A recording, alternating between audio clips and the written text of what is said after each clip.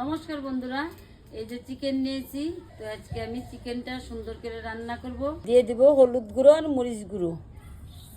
এই মরিচ গুঁড়ো, হলুদ গুঁড়ো দিয়ে দিব পরিমাণ মতো লবণ,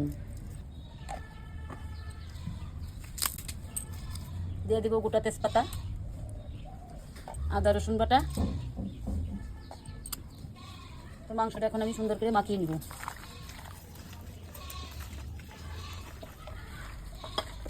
তো কড়াই গরম হয়ে গেছে, দিয়ে দিব সরষের তেল, তেজপাতা দুটা দিব,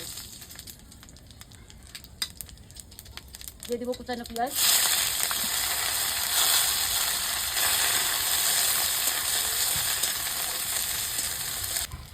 দিয়ে দিব আদা রসুন বাটা, পেঁয়াজ বাটা,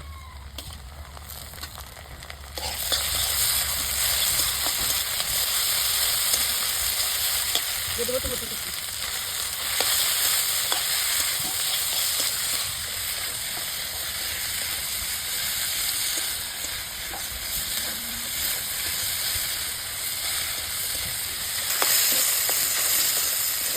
টমেটো পেঁয়াজ ভাজা ভাজা হয়ে গেলে মাংস দিয়ে দেবো।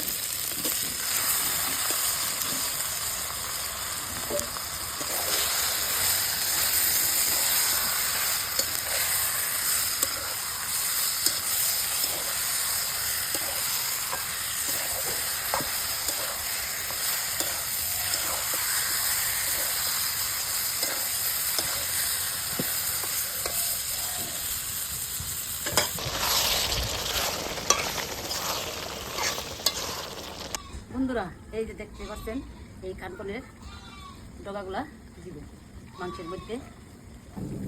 তো মাংসের মধ্যে দিয়ে দিব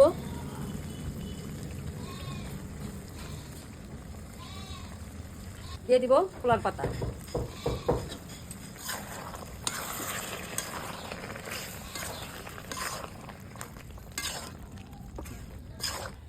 তো বন্ধুরা, এই যে কার্বনের পাতা জায়গা দিয়ে আর চিকেন দিয়ে কষা কষা আমরা খেয়ে দেখি এখন স্বাদ তো মনে হয় হবে।